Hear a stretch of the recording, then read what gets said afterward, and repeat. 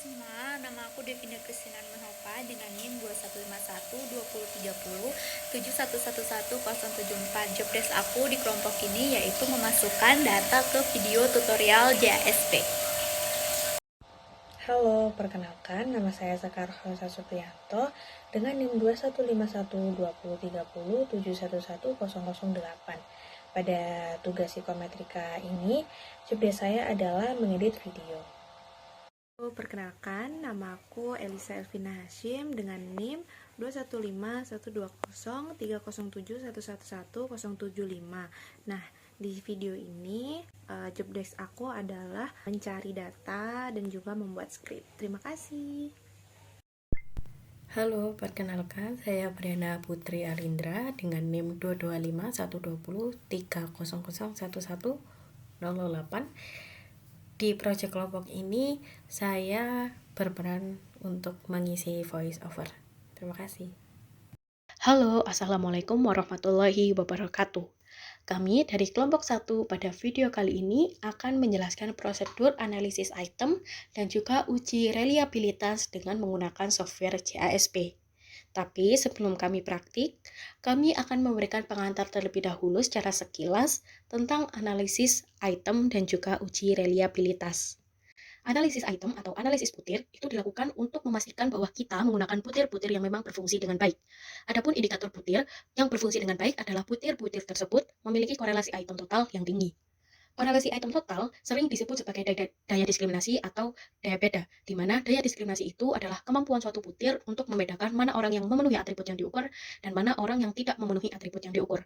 Misalkan, ketika kita akan mengukur motivasi berprestasi, terdapat butir yang berbunyi, saya memiliki gambaran yang jelas atau rencana yang jelas terhadap masa depan saya. Nah, butir tersebut mungkin akan dijawab iya oleh orang atau responden yang memiliki motivasi tinggi, dan akan dijawab tidak oleh orang yang kurang memiliki motivasi. Butir tersebut merupakan contoh butir yang baik karena mampu membedakan mana orang yang memiliki motivasi berprestasi dan mana yang tidak memiliki motivasi berprestasi. Sementara itu, jika suatu butir misalkan berbunyi, saya senang jika mendapatkan nilai yang baik. Nah, pertanyaan tersebut bisa jadi dianggap bahwa semua orang akan merasakan senang jika mendapatkan nilai yang baik.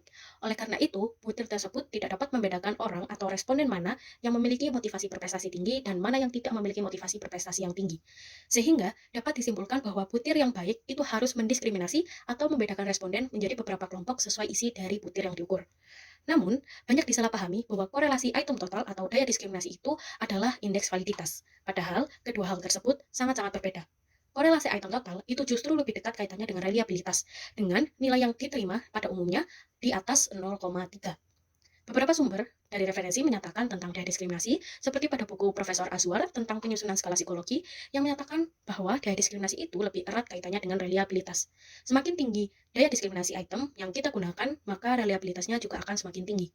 Maka dari itu, butir-butir yang memiliki daya diskriminasi rendah itu lebih baik dieliminasi. Nah, nilai reliabilitas sendiri yang diterima secara umum berkisar di atas 0,7. Namun pada beberapa tes seperti seleksi dan diagnosa klinis biasanya nilai reliabilitasnya disyaratkan di angka sekitar 0,9. Pemilihan item berdasarkan daya diskriminasi itu memang akan meningkatkan reliabilitas, namun belum tentu akan meningkatkan validitasnya. Dalam analisis butir soal, kita perlu memastikan bahwa setiap item atau soal itu berfungsi dengan baik. Ada dua cara untuk menentukan apakah suatu item layak dipertahankan atau dibuang, yaitu yang pertama dengan melihat korelasi item total atau item race correlation, di mana jika nilai korelasi item total itu di bawah 0,3, maka soal tersebut atau butir tersebut dianggap kurang berfungsi dengan baik dan dapat dieliminasi. Sedangkan cara yang kedua yaitu melihat kolom if item atau item dropped, jika dengan membuang suatu item dapat membuat reliabilitas instrumen meningkat, maka item tersebut juga dapat dihapus. Untuk memudahkan pemahaman, maka akan dilakukan praktik langsung dengan data yang kita miliki.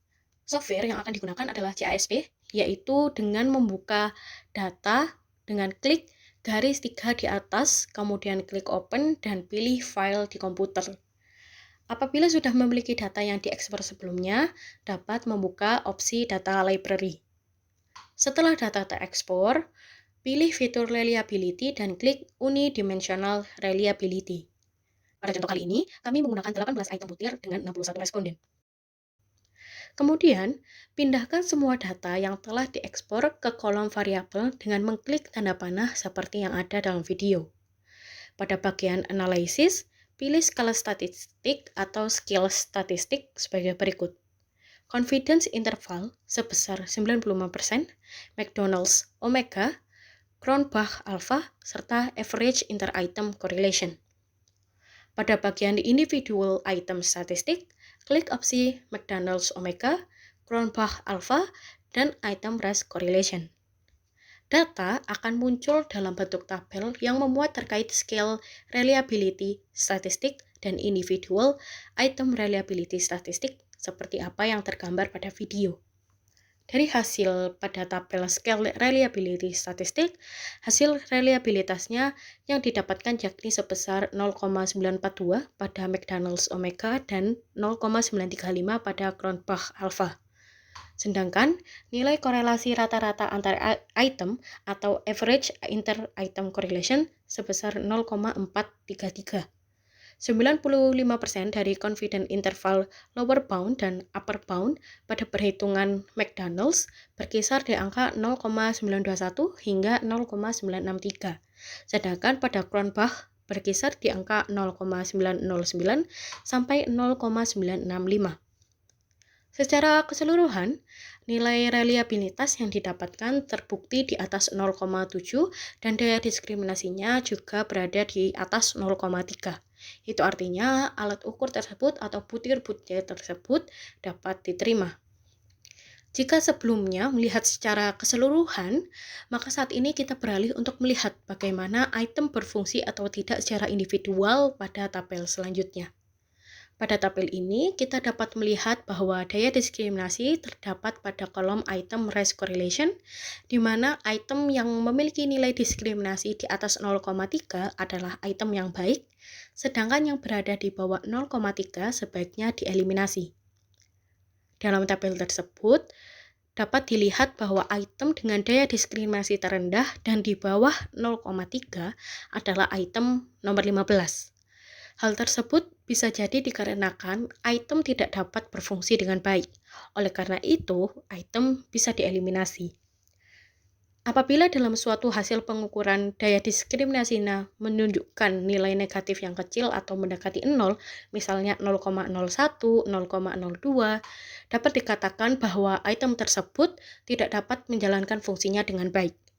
Namun, apabila daya diskriminasinya negatif besar atau semakin jauh dari 0, misalnya negatif 0,45 atau negatif 0,50, maka bisa jadi item tersebut merupakan item unfavorable sehingga membutuhkan perhitungan terbalik dengan menggunakan fitur reverse scaled item. Kembali kepada item nomor 15 yang memiliki nilai di bawah 0,3, maka item tersebut dapat dieliminasi seperti yang ada dalam video, sehingga nilai reliabilitasnya berubah. Pada perhitungan reliabilitas McDonald's, nilai reliabilitasnya sebesar 0,946 dan nilai reliabilitas Cronbach sebesar 0,941 dengan daya diskriminasi sebesar 0,473. Apabila dilihat kembali, nilai ini meningkat dari sebelum item 15 dihapus. Ini membuktikan bahwa dengan menghapus item dengan daya diskriminasi rendah akan meningkatkan nilai reliabilitasnya. Kurang lebih seperti itulah proses dalam uji seleksi item dan uji reliabilitas menggunakan software CASP. Semoga apa yang kami sampaikan pada hari ini dapat bermanfaat di kemudian hari. Mohon maaf apabila terdapat kesalahan. Terima kasih. Wassalamualaikum warahmatullahi wabarakatuh.